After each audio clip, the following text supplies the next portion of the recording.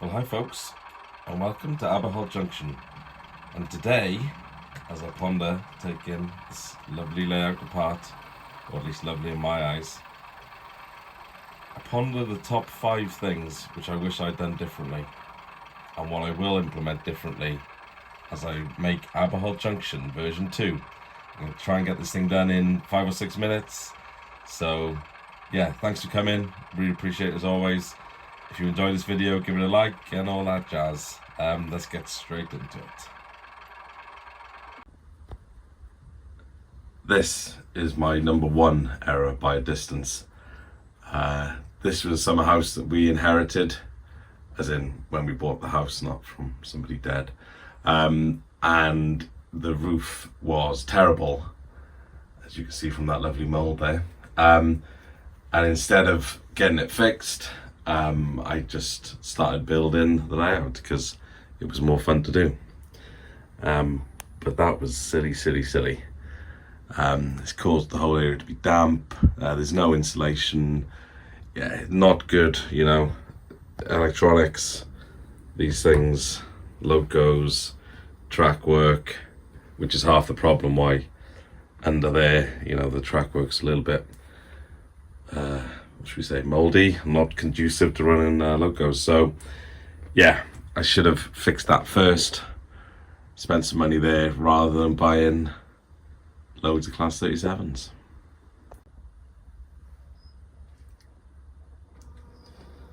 This is not atypical. Like a Philly Castle going in to rescue my new Bachmann class 37. Yeah, it's too much of an area in a damp shed to be had under cover. It goes from here all the way around, which essentially is, you know, half a loop, and then out here.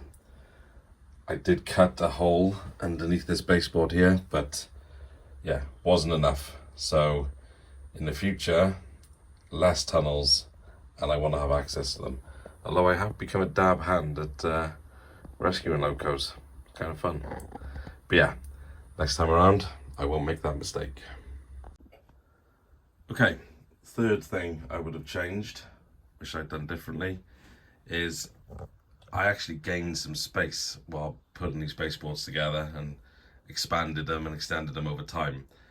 And what I realised with hindsight is I could have got a third running loop in, a third running loop. This one here is first radius, that one's second, and I could have had a third radius loop coming in underneath, you know, coming out here somewhere.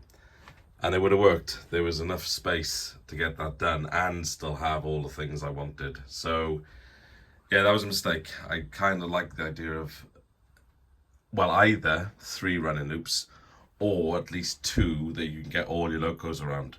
This one being first radius obviously isn't ideal for some of the locos. So yeah, in hindsight, should have done that.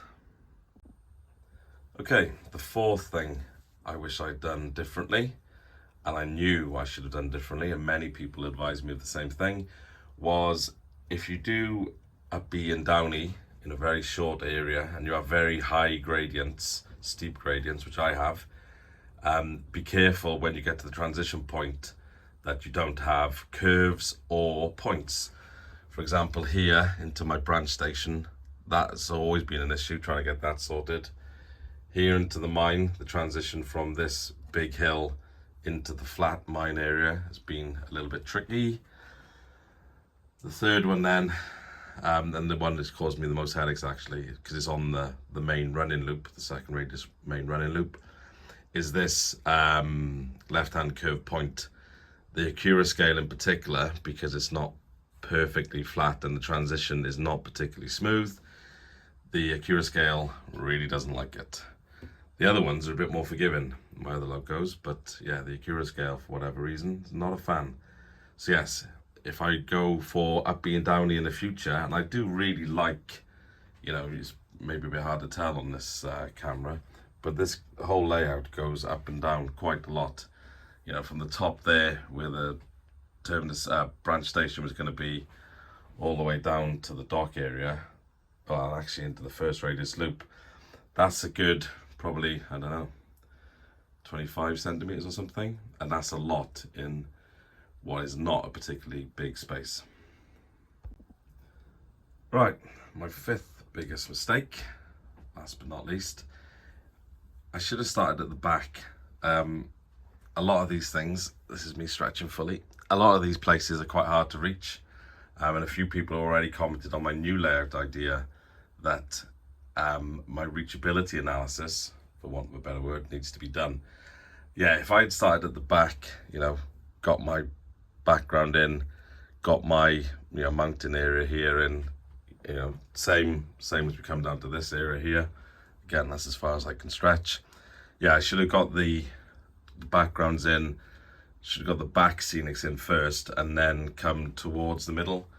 I just got to the fun stuff really quickly and it was a mistake. Also, having background makes such a difference. You know, if you get down nice and low, which I can here, it makes it seem a lot more realistic, in inverted commas, than when you're looking at some blinds or something. Yeah, so I will do that next time. Work from the back in rather in out, and that was a mistake. But yeah, so taking it all in, you know, 3 or 4 years ago, I didn't have a Scooby-Doo how to do DIY, electrics, soldering, model railways. You know, I'd had trained sets when I was younger, but that was about it. So to go from that to where I am, to a layout which is reasonably well functioning and quite a lot of fun to play with, although, you know, as I said in this video already, there's a few drawbacks to it. Yeah, really pleased. So I'm happy to take this forward to the next layout, and I'm pretty sure my next one is going to be even more fun, particularly if I can convince the wife to give me an extra, you know, foot or two. Anyway, thanks for coming, folks, as always. I look forward to joining you on Aberholt Junction version 2, the journey continued, or whatever funky name I can come up with it. Yeah, appreciate it as always. Like and subscribe if you've enjoyed. And I wish you good luck with your model railways, and hopefully you can learn a little bit from many of my mistakes. Cheers.